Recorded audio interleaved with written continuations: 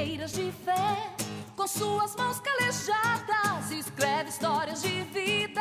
Mulheres que geram vidas e não deixam a vida parar. Mulheres possuem mistérios num simples gesto do olhar. Mulheres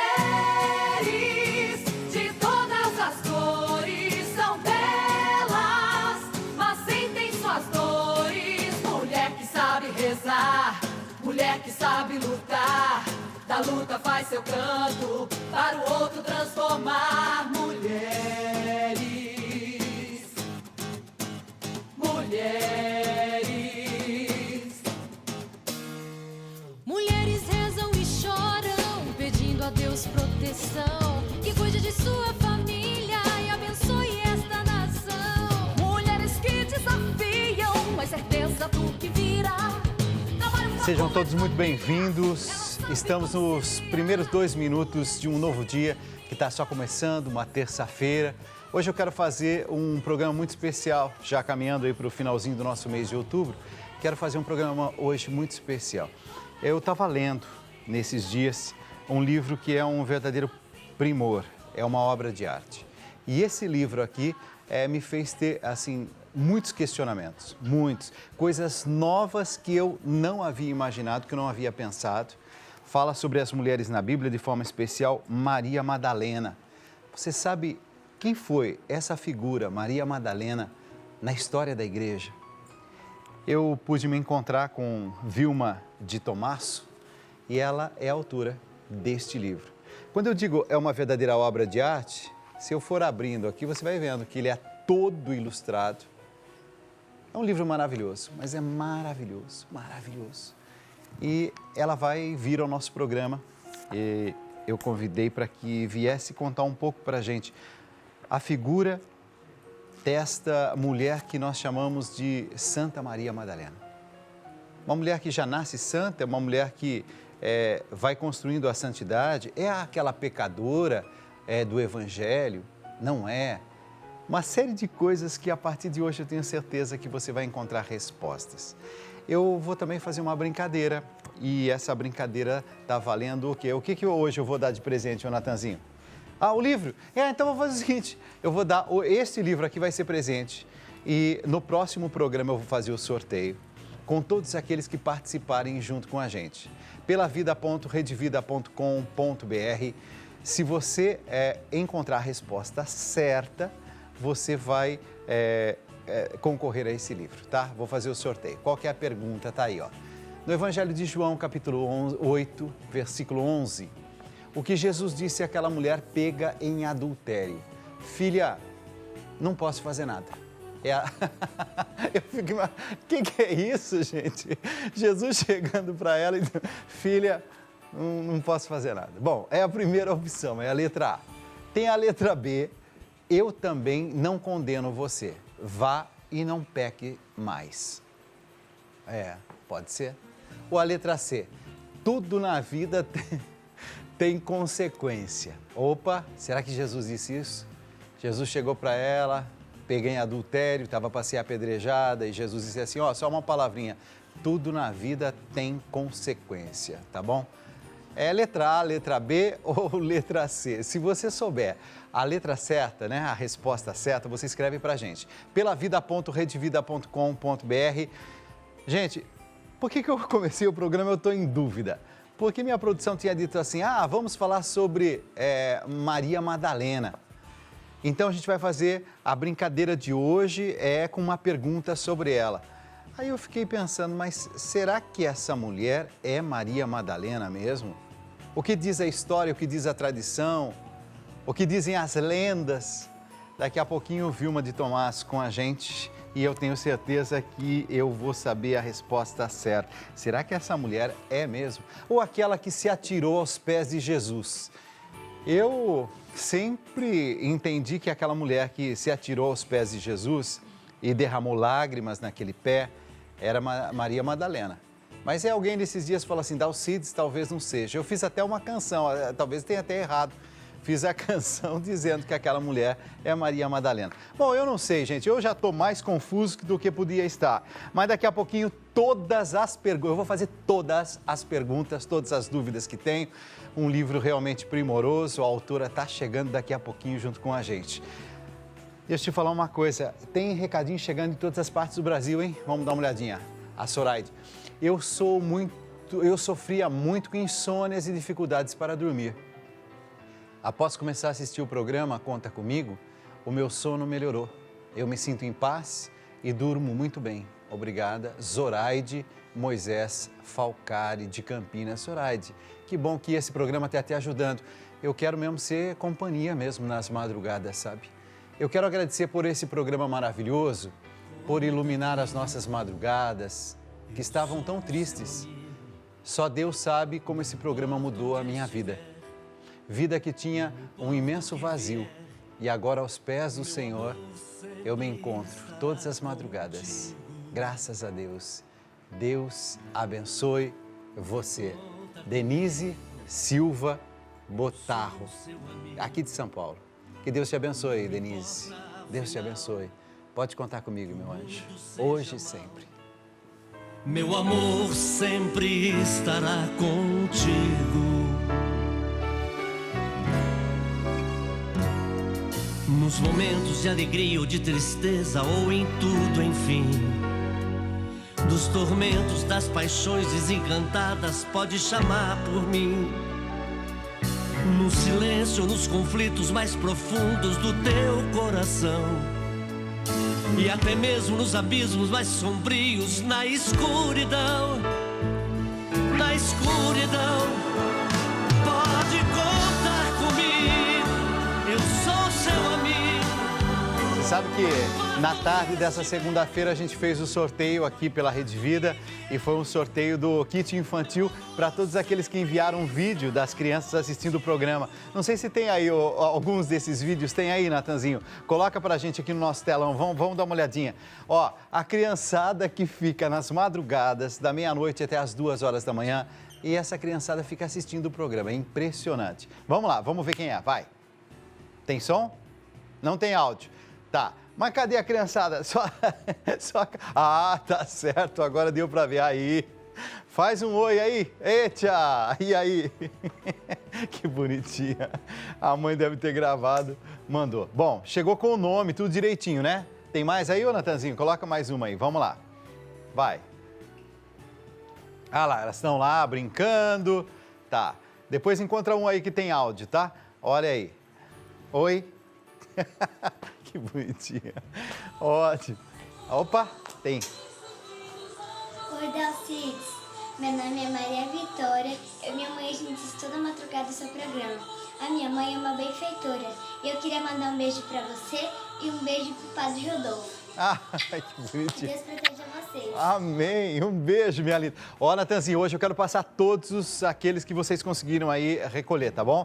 Todos os testemunhos que foram chegando dessa criançada, tá? Então vamos passar hoje ao longo do programa, cada vez que eu estiver aqui junto com Vitória, nós vamos passar algumas dessas interações. Ó, se você quiser saber quem foi que ganhou o sorteio, que foram os livros da Turma da Mônica, e também um terço, né, para a mamãe dessas crianças.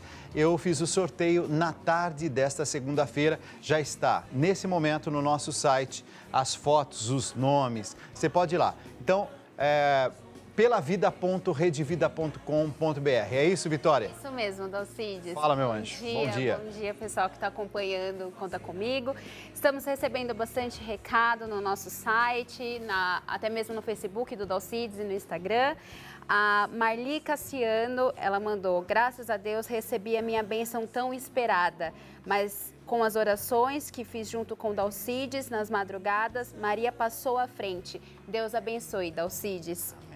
A Altair Duarte de Castro: oi, Dalcides, eu participei do seu programa e te agradeço muito, pois meu pai conseguiu um emprego no dia 13 e a carteira dele foi registrada. Vou continuar rezando o terço junto com você e agradecendo a Nossa Senhora. E temos mais um testemunho da Marcela Ávila. Dalcides querido, glória a Deus por esse programa maravilhoso. Estava tentando engravidar há mais de 1 ano e 1 mês.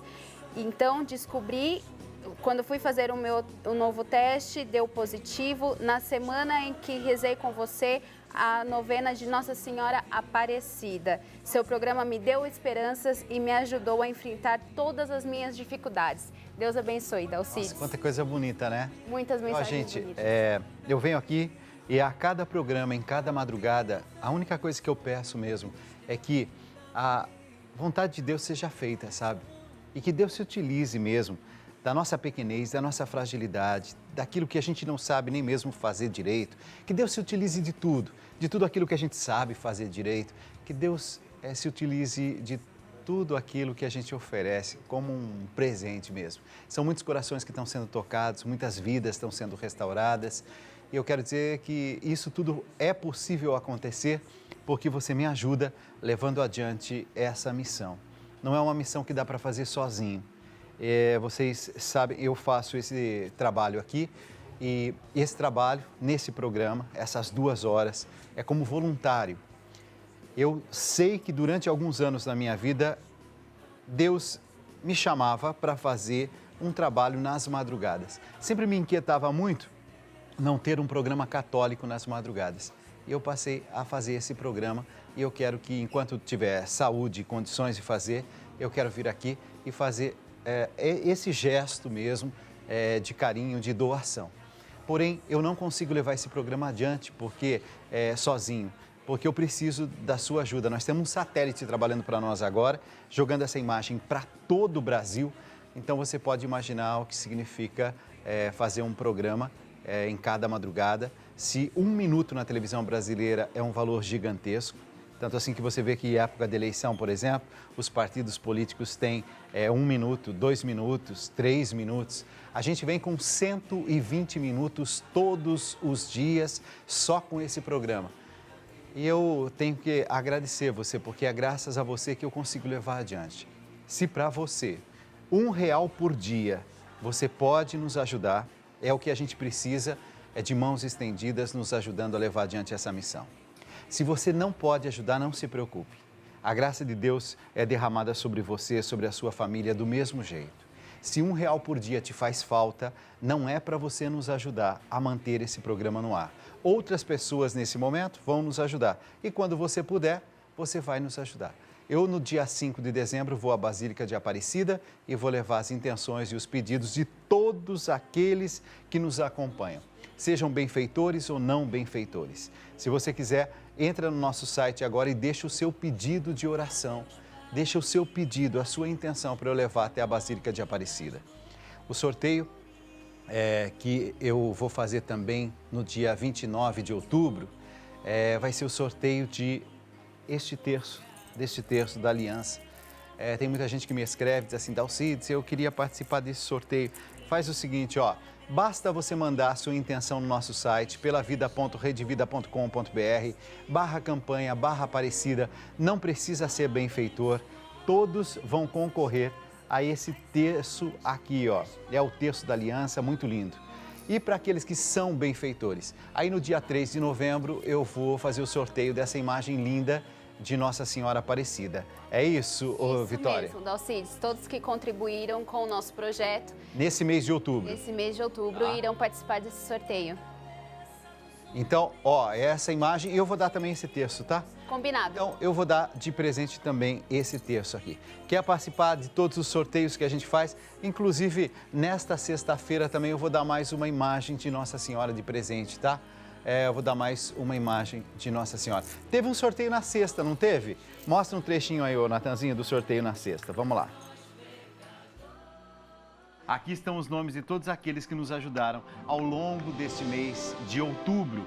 Se do dia 1º de outubro até o dia de hoje você fez qualquer contribuição, saiba que, essa imagem linda de Nossa Senhora vai ser sua, tá? Olha só, E o terço, vai também ou não vai? Vai, Pati? Vai? O terço também vai, com um presente. Atenção, eu vou fazer agora aqui, o sorteio. Atenção, estou escolhendo. Já imaginou a emoção nesse momento? Deixa eu ver quem. É a Mônica Cristiane Barcelo Soares. Tá aqui, Mônica, que coisa mais linda, Eita!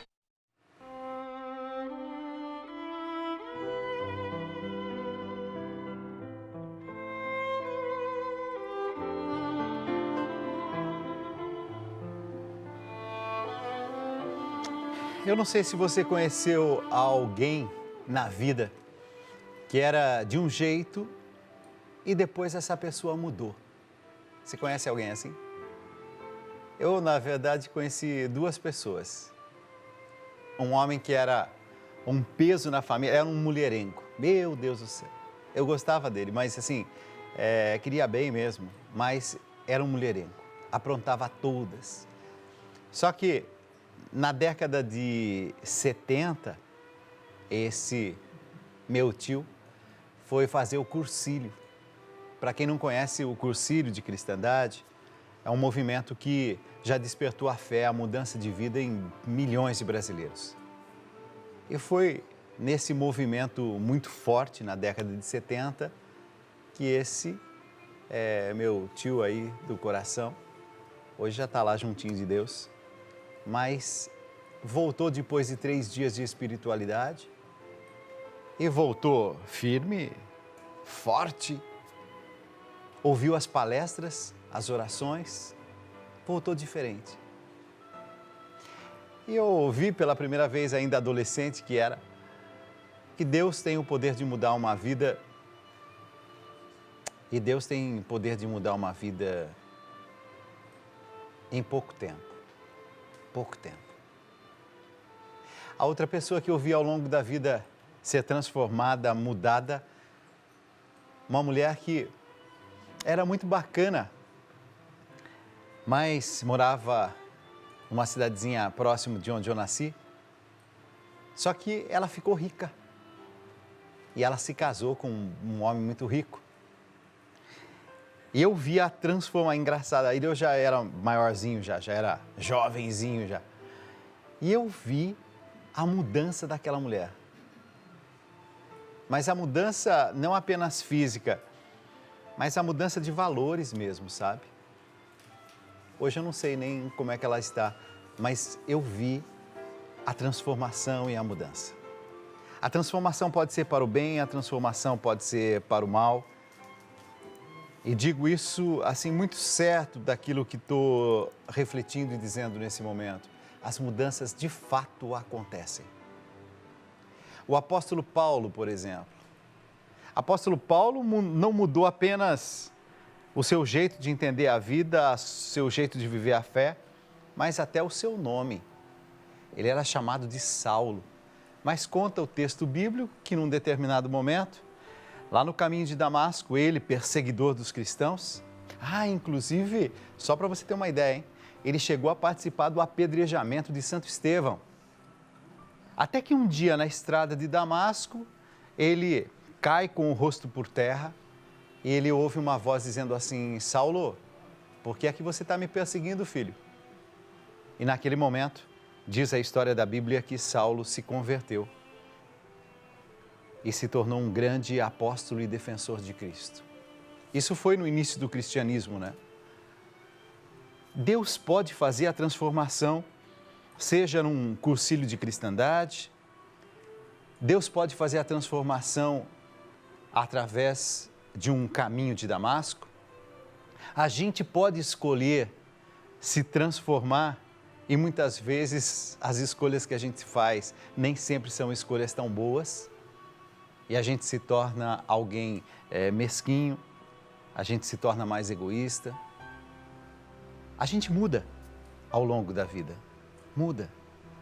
Alguns mudam para o bem, outros mudam para o mal, mas a gente tem a possibilidade da mudança. Santo Agostinho, por exemplo, meu Deus do céu, esse deu trabalho para a mãe. Só para você ter ideia também, Santa Mônica rezou durante 30 anos para a conversão de seu filho. Mas esse filho aprontava, e era muito assim inteligente e muito prepotente. Só que imagina a alegria dessa mãe de ver o filho sendo batizado, depois se tornou padre, bispo, doutor da igreja. Um homem que até hoje é lembrado como exemplo de fé. O que eu quero dizer nesses exemplos todos? É que para Deus existe sim possibilidade constante de mudança. Deus tudo pode. E a mudança pode acontecer em fases que a gente nem imagina. Mas de repente a mudança vem, ou por uma intervenção direta de Deus, ou muitas vezes por escolhas que a gente faz. Mas tem uma personagem na Bíblia que eu achava que eu conhecia bem, mas depois que eu comecei a ler esse livro aqui, eu disse, gente do céu, estou aprendendo, aprendi muita coisa. É este livro aqui, ó, que eu quero dar de presente. No próximo programa, eu vou dar de presente esse livro aqui. Este livro aqui tem o poder de mudar o jeito como a gente entende as mulheres na Bíblia. Eu vou receber daqui a pouquinho a autora desse livro.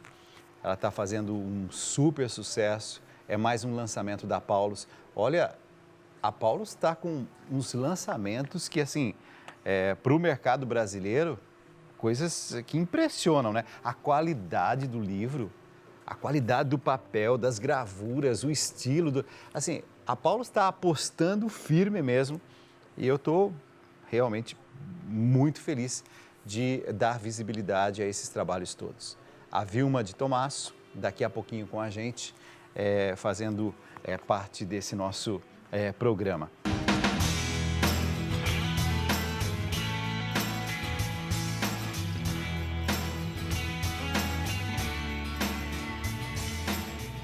A autora é uma pesquisadora e hoje vem nos acompanhar nesse momento. Eu tenho assim o maior respeito, o maior carinho. Professora do Museu de Artes Sacras de São Paulo, coordenadora do Grupo de Pesquisas Artes Sacras no Laboratório de Política, Comportamento e Mídia da PUC de São Paulo. A alegria de receber a autora do livro Maria Madalena, História, Tradição e Lendas, Vilma de Tomasso. Vilma, seja muito bem-vinda. Muito obrigado por ter vindo. Eu que agradeço o convite. Muito obrigada por Eu tô muito empolgado e eu tô muito interessado nesses assuntos. Eu tenho certeza que hoje, nessa madrugada, a gente vai assim trazer muita informação, muito conhecimento mesmo bíblico, a importância, a presença das mulheres na Bíblia e de forma especial Maria Madalena. Eu posso começar perguntando a primeira dúvida que eu tenho, você que está em casa, né? Tá sabendo que a gente fez aqui uma brincadeira. Coloca de novo aí, ô Natanzinho, coloca na tela aí de novo a brincadeira que a gente começou hoje, porque eu vou dar de presente esse livro. Mas é assim, ó, no Evangelho de João, capítulo 8, versículo 11, o que Jesus disse àquela mulher pega em adultério? Filho, filha, não posso fazer nada. Letra B, eu também não condeno você, vai e não peque mais. Letra C, tudo na vida tem consequência. Bom, eu acho que eu sei ali a resposta certa, mas deixa eu começar perguntando para quem entende. Vilma, tá tudo bem com você? Tudo em paz? Parabéns pelo trabalho, maravilhoso, maravilhoso, maravilhoso. Eu acho que é um dos livros, assim, de maior investimento da editora Paulus, pela qualidade dele. Também. Hã? Tem outro que eu trouxe de presente, para você dar de presente para os seus. E o outro, o que é? Foi o Cristo Pantocrator. Eita, também todo ilustrado. Sim. Depois a gente precisa fazer depois um programa sobre esse. Ó, muito obrigado. É presente mesmo para nós? Presente para... E esse, depois posso falar? Falo Pode, agora. Claro. Eu encontrei uma vez uma moça muito simpática, muito bonita, que falou para mim que estava escrevendo sobre a Irmã Dulce. Ah, sim. Aí eu soube que você pode entregar esse livro para ela. Eu falei, eu estou escrevendo um livro sobre Maria Madalena. Ah, que bonitinho. Eu vou entregar com muito carinho. Então no final eu pego esse livro. Bom, pode ser? Que legal. Esse tem endereço, certo? Vou entregar para a Mariana com muito carinho. Sim. Eu comecei colocando essa pergunta, essa brincadeira que a gente fez, tal. Mas essa mulher que foi pega em adultério, ela é Maria Madalena ou não é Maria Madalena? Não é a Maria Madalena. Não é a Maria Madalena. Não é. Ah, então minha produção, nos salvamos em um vexame que a gente ia dar. Por quê? Porque a gente estava certo que era Maria Madalena. Tanto assim que foi pega em adultério, apedrejamento. Então estava ali Maria Madalena. Não é Maria Madalena, não. Era uma outra mulher. Uma mulher adúltera. Adúltera, mas não tem nenhum nome, né? Não. E João cita muito Maria Madalena. Se fosse a Maria Madalena, por que não? Nesse o evangelista episódio, João teria escrito Maria Madalena. Perfeito, perfeito. Agora, pela história da Maria Madalena, a gente sabe que aquela mulher não é Maria Madalena. Ok, então a mulher que foi apedrejada, coloca de novo aí, Natanzinho, na tela a pergunta. Atenção, minha gente, não é Maria Madalena, tá? Então, a primeira informação nessa madrugada que você está tendo é o seguinte: aquela mulher pega em adultério e que os homens, a começar pelos mais velhos, foram se retirando, porque iam todos apedrejar aquela mulher. Esta mulher, ela não é Maria Madalena. É a primeira informação, então, que nós temos, que a Vilma de Tomás está trazendo para a gente, é tendo como base o seu livro Maria Madalena. Tem muita confusão, né? Assim, eu já vi muito, assim, pregação, inclusive, de gente dizendo Maria Madalena, que estava ali prestes a ser apedrejada e assim por diante. Não é Maria Madalena. Mas sabe por que essa confusão? Por quê? Por causa do cinema. Foi no século XX que isso começou, com a chegada do cinema, a colocar, inclusive, tem um fato muito interessante. No livro Paixão de Cristo, do Mel Gibson, ele que fez uma pesquisa tão grande, né? Ele coloca Maria Madalena como adúltera. Ele a coloca também. É então, claro que isso veio muito do cinema também. Entendi. Mas isso, ela começou essa confusão posteriormente, né? Então vamos, a partir desse momento, aprender de uma vez por todas quem foi Maria Madalena. O que é que os textos bíblicos nos possibilitam dizer? Esta foi Maria Madalena. Pode ser por aí? Pode, lógico. Vamos falar dos evangelhos, dos 4 evangelhos canônicos. Quem foi Maria Madalena? Uma discípula muito amada de Jesus, discípula fiel. Ela aparece, o primeiro episódio em que ela aparece é em Lucas 8, de 1 a 3. Quando o evangelista Lucas fala de mulheres que seguiam Jesus. E Jesus curou essas mulheres, porque quando a gente fala de cura, a gente não está falando só cura física. Nós somos doentes também, né? Nós precisamos da cura de Jesus para a nossa conversão. Aí nós estamos falando, por exemplo, de conversão de vida, a gente está utilizando a cura como cura também emocional, pode ser, espiritual. A plenitude. As feridas da alma. Tudo. Tá. Então, nesse episódio, Jesus cita algumas mulheres, dentre elas Maria Madalena, estou falando de Lucas 8, de 1 a 3, e fala que Jesus expulsou dela 7 demônios. Bom, mas o que era demônios naquela época? Nós temos que voltar no contexto histórico. Qualquer pessoa que tinha uma doença física, por exemplo, se ele era surdo, ele tinha um demônio no ouvido. Assim que se entendia naquela época. Demônio não tinha a ver com moral. Tinha a ver com doença também. Então não era só, não tinha uma conotação moral. A gente tem que entender isso. Não é aquela história, por exemplo, de demônio ligado ao inferno que a gente tem hoje, por exemplo. Era, por exemplo, um endemoniado eram às vezes pessoas que tinham problemas de... Uma epilepsia, por exemplo. Epilepsia, exato. O epilético era um endemoniado, porque ele tinha ataques de epilepsia. Então, ele era um endemoniado.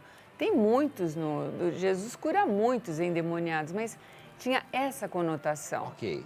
Então, Jesus expulsou dela 7 demônios. Essa é a primeira coisa. Fala de outras mulheres. Uma outra coisa, nesse mesmo pequeno trechinho lá de 1 a 3, Lucas 8... fala assim, essas mulheres seguiam Jesus com seus próprios recursos. O que quer dizer isso? Elas eram mulheres que eram abastadas, tinham posses. E olha, elas não estavam lá para servir aos discípulos e a Jesus. Elas estavam lá para patrocinar, porque Jesus viajava.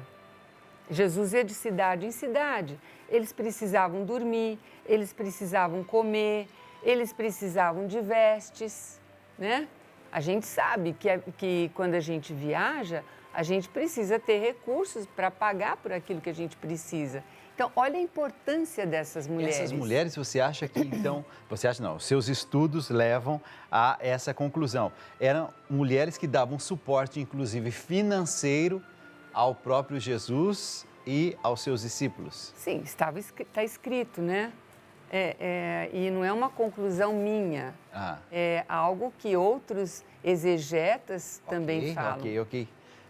Uau! Porque as escrituras, elas são interessantes, porque aí fala assim, nossa, falou de tanta gente, não fala mais de Maria Madalena, mas o que nós temos de Maria, mãe de Jesus, a mulher mais importante da Bíblia, que é Nossa Senhora?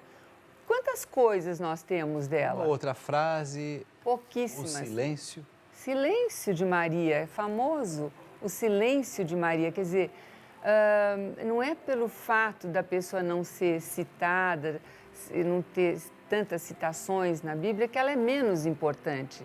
Quem que vai tirar a importância de Nossa Senhora, que trouxe a salvação para nós? Né? E ela é menos citada, estou falando de Nossa Senhora, Maria, a Virgem Maria, ela é menos citada do que Maria Madalena. Maria Madalena é mais citada do que Nossa Senhora. Agora, não é por isso que ela é mais importante do que Nossa Senhora, de jeito nenhum. Ok. Então, a segunda conclusão que a gente pode tirar é que essas mulheres que seguiam Jesus eram mulheres que tinham algumas posses. Sim. Perfeito? Certo. Vou para um terceiro passo, então, porque essa é a madrugada para eu e você que estamos em casa aqui, ó. É para a gente aprender mesmo, tá? São coisas que, em geral, a gente não ouve, mas tudo baseado em estudos muito sérios, estudos muito profundos. Quando a gente fala, por exemplo, sobre essas mulheres, é impressão minha ou essas mulheres não ganham destaque suficiente na Bíblia como sendo protagonistas? Me parece, ou na nossa cultura de interpretação, sempre os homens parece que assumem um certo protagonismo de estarem ali mais conduzindo o processo de evangelização. E as mulheres um pouquinho mais distantes, um pouquinho mais assim periféricas na situação.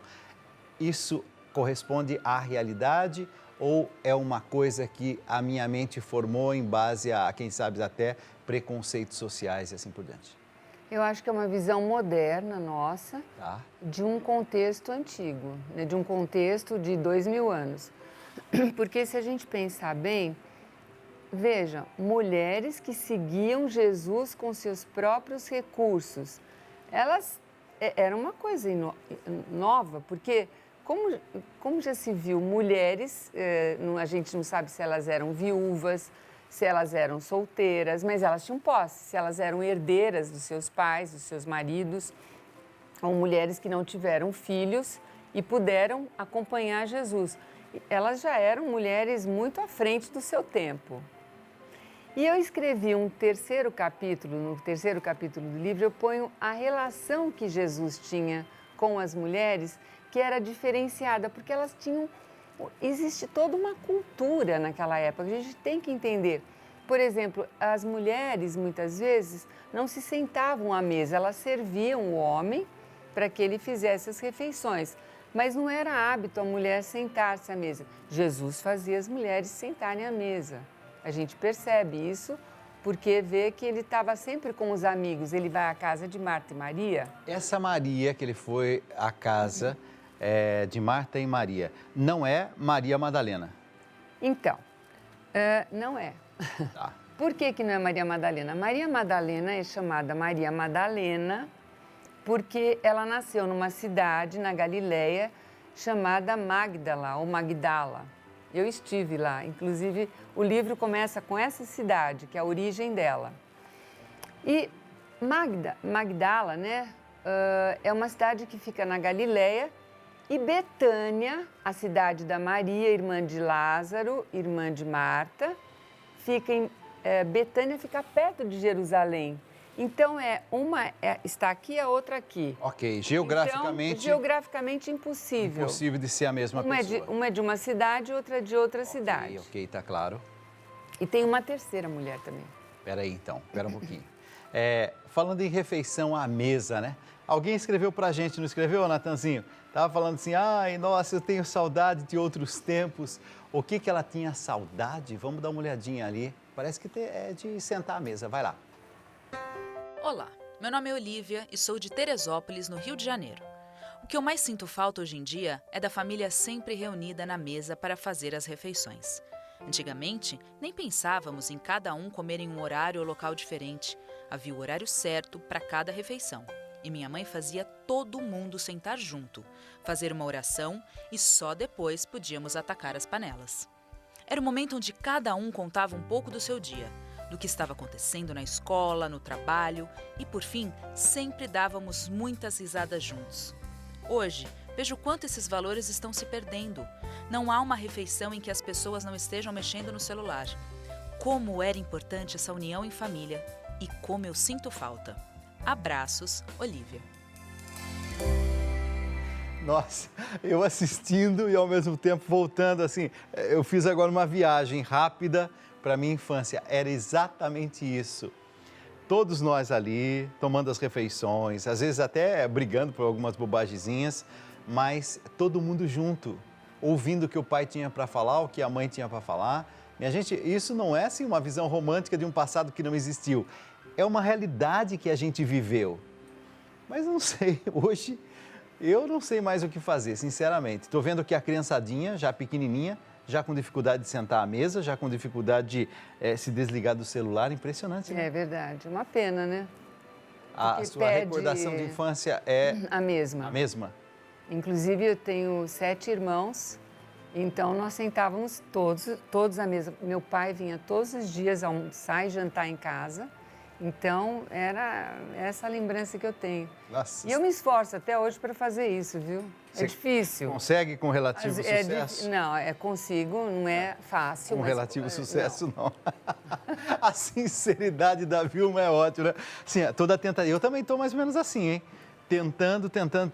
Por isso que eu acho que o Padre Zezinho, na década de 70, fez uma canção que hoje parece, assim, ser de outro planeta, né? Mas a canção diz assim, ó. Das muitas coisas do meu tempo de criança, guardo vivo na lembrança o aconchego do meu lar. No fim da tarde, quando tudo se aquietava, a família se ajuntava lá no alpendre a conversar. Meus pais não tinham nem escola e nem dinheiro, todo dia o ano inteiro trabalhavam sem parar. Faltava tudo, mas a gente nem ligava. O importante não faltava, seu sorriso, seu olhar. Eu tantas vezes vi meu pai chegar cansado, mas aquilo era sagrado. Um por um ele afagava, lembra disso? E perguntava quem fizera estrepolia. E mamãe nos defendia, e tudo aos poucos se ajeitava. O sol se punha, a viola alguém trazia, todo mundo então pedia pro papai cantar com a gente. Desafinado, meio rouco e voz cansada, ele cantava 1000 toadas, seu olhar no sol poente. Correu o tempo e hoje eu vejo a maravilha de se ter uma família quando tantos não a têm. E agora falam de tanta coisa triste, o amor virou consórcio, compromisso de ninguém. Há tantos filhos que, bem mais do que um palácio, gostariam de um abraço e do carinho entre seus pais. Se os pais amassem, tanta coisa não viria. Chame a isso de utopia. Eu a isso chamo paz. Chamo paz.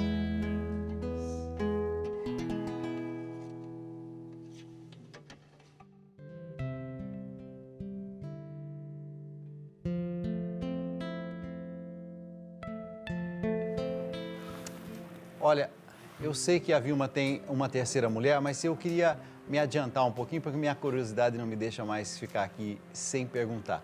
Uma mulher derramou perfume na cabeça de Jesus. Alguns que estavam ali disseram assim, que desperdício. E Jesus disse, deixem essa mulher em paz. E ela muito amou, porque muito foi perdoada. Essa mulher, então, na minha conclusão, também não era Maria Madalena. Não. Então, mas meu não Deus era... do céu, tá caindo tudo por terra. Não. Não vai cair por terra. Não vai cair por terra. Que não vai cair por terra. Ah. Essa mulher também aparece, você leu Mateus, ela aparece em Lucas 7. Ok. Lucas 7, no finalzinho do capítulo, que é um capítulo longo. Tá. Termina no versículo 56. Então, Jesus foi na casa de Simão o fariseu, entra uma mulher, chora muito, com as lágrimas ela lava os pés de Jesus, com os cabelos ela enxuga e depois ela derrama um bálsamo. E os fariseus que estavam lá falam assim, bom, se ele fosse mesmo um profeta, ele saberia quem é que está tocando nele. Porque também na tradição, na época de Jesus, na tradição judaica, não se podia tocar. Exato. Não é? Uma pessoa em pecado, por exemplo, uma pessoa pecadora, uma pessoa que não fazia parte assim, de alguém muito escolhido, muito preservado, não podia ter acesso dessa forma, né? Não. E Jesus fala justamente isso, né? Ele adivinhando, porque Deus, né? Jesus é a segunda pessoa da Trindade, o Deus humanado, né? O Deus, o Verbo que se fez Ele sabe carne, o que é que está no pensamento daquela turma. Ele sabia o que eles estavam pensando, né? Ele falou assim, eu cheguei aqui, vocês me acolheram dessa forma. E essa mulher não. Olha o que ela fez. Se ela muito pecou, ela muito amou. E ela ia ser lembrada também. Ele fala isso. Então, é algo que fica marcado. Final do capítulo 7 de Lucas, não é? Ok. O que acontece no capítulo 8? Ele fala de Maria Madalena. Aí as pessoas, sabe, onde não tem informação, a gente coloca. O nosso cérebro coloca. Certo. Então, foi uma construção que o povo mesmo foi fazendo durante séculos isso. Então, é Maria Madalena, então, é aquela mulher lá, porque ela devia ser pecadora, então deve ser ela. Só que a Marta, irmã de Lázaro, sim, né, de Maria. De Maria, não, Maria, irmã de Marta e Lázaro, desculpa. Certo. Maria, irmã de Lázaro e Marta. O que ela fez? Ela também ungiu Jesus. Alguns evangelistas falam que foi no pé, outros na cabeça. Certo. Então, pera um pouquinho, mulher, Marta também. Então é Maria de Betânia, a pecadora anônima de Lucas e Maria Madalena são a mesma pessoa. Ficou no imaginário. E as pessoas já tinham uma grande devoção por essa mulher. Ok. Povo. Até que, num contexto do século VI, um grande papa, chamado Papa Gregório, que se tornou Papa Gregório Magno, estava vivendo uma situação difícil em Roma. Ok. Então, tinha a peste, pobreza, invasão. E naquela época, o povo tinha certeza que morria ou ia para o céu ou ia para o inferno. Porque ainda o purgatório estava sendo estudado, demorou 1000 anos, né? A teologia do purgatório. Então, ele falou, não, vocês... O que as pessoas pensavam naquela época? Aí estamos no Sim. ano 500, né? Sim. Isso. Século VI, ano 500 e qualquer coisa. Falei, mas eu pequei, me confessei, o padre me perdoou. Aí eu saí da igreja, da confissão, Sim. cometi um pecado. Ok. Vou para o inferno de novo. Então, eles tinham essa consciência e tinham esse medo. O Papa Gregório, ele foi tão misericordioso que ele escreveu sobre Maria Madalena, unindo já o que o povo já fazia e falando assim, vejam, ela tanto pecou, mas ela muito amou. Então, porque o pecado faz parte da nossa vida. Não tem... Diz que os santos pecam 7 vezes por dia. Imagine... Nossa, eu pelo menos estou pensando em mim. E o número 7 na Bíblia também é significativo, A né? plenitude completa, quer dizer... Então, a nossa condição é de pecado mesmo. Nós somos pecadores, é isso. Mas a nossa grande alegria com a vinda de Jesus, o que foi? A nossa reconciliação. Ele veio para nos levar de volta ao Pai. Quer dizer, e o que a gente precisa para voltar ao Pai? E esse pensamento todo que você está desenvolvendo com base naquilo que Gregório Magno, Papa, disse sobre essa ideia de misericórdia. Sim. Ele falou, olha, tudo bem, você pecou, mas se você amar, Deus é amor. Então, se você amar, você está no caminho de Deus. Deus não vai ver o quanto você pecou, Ele vai ver o quanto você amou. O amor Essa é a ideia. cobre uma multidão de pecados. Exato. Então, o que eu estou falando, eu estou relatando algo que está nas escrituras, nos exegetas, na teologia cristã. Não é uma coisa da Vilma que inventou para colocar aqui, de jeito nenhum. Perfeito. Tem toda uma base teológica. Então, foi um ato de misericórdia. Porém, isso que é importante, por isso que eu traduzi e coloquei as 2 homilias que o Papa fala sobre isso, a homilia 25 e a homilia 23, que eu recomendo que quem tiver o livro, leia, porque ela é uma exaltação à mulher. Tem um capítulo aqui específico sobre o Papa Gregório Magno. E É depois ali que vai ser... anexo, Tá. tem no final, tem o anexo com as 2 homilias, as homilias completas. Em que sentido uma exaltação da mulher? Porque, por exemplo, vou dar um exemplo. Tá. Não vou falar tudo, porque senão tira a graça do livro. Ele fala assim, Pedro traiu Jesus. Maria Madalena nunca fez isso. Olha só. Essa é uma reflexão do ano 500. Sim. Uau! Aconteceu uma coisa muito interessante nessa tradução. Posso contar? Pode, claro. Eu consegui, porque eu via muitos comentadores falando que o Papa Gregório manchou a imagem de Maria Madalena. Em que sentido? Porque ele juntou com a pecadora anônima e então Maria Madalena não era pecadora. Essa confusão aí, então ela começou no lugar certo, quer dizer, não é uma coisa só, assim, algumas pessoas desinformadas que foram, não, surgiu ali. Ele já começou a fazer a ligação. Não, mas ele sabia quem ela era, ele fez em misericórdia, foi um ato de misericórdia. Ok. Eu escrevo tudo aí no 3º capítulo, está tudo explicadinho. Minha pesquisa, foi uma pesquisa, né, Dalcides? Não foi algo que eu inventei, não é uma ficção. Perfeito. Quando ele fala sobre a Maria Madalena, ele faz a exaltação justamente, e ele foi mal interpretado, porque muitos teólogos modernos falam que foi ele o que fez essa ligação, e não foi. Quando você lê, o que eu ia contar é o seguinte, eu pedi para uma tradutora, porque eu estava muito em cima, inventei de colocar esse anexo no livro. E a Paulus, eu já deveria ter entregue para Paulus. Mas aí eu pedi para uma pessoa fazer para mim em francês, do francês para o português. E essa pessoa não é assim, religiosa e tal. Ela se emocionou às lágrimas quando ela fez essa tradução. Ela falou, Vilma, Mas que coisa maravilhosa, o que é isso? Que coisa linda, como ele fala da mulher. Então, uma pessoa que não é religiosa foi fazer um trabalho profissional. Com esse então, texto. eu acho que para mim foi um sinal que eu deveria mesmo ter colocado esse anexo. E eu escrevo no final. O número que é o anexo? Hã? Você sabe qual é o número do anexo ou não? O anexo 1 e o 2, eu acho. 1 e o 2, tá. Então, no finalzinho, aqui, viu, gente? Aqui, olha. Tá. Página 231. Ok.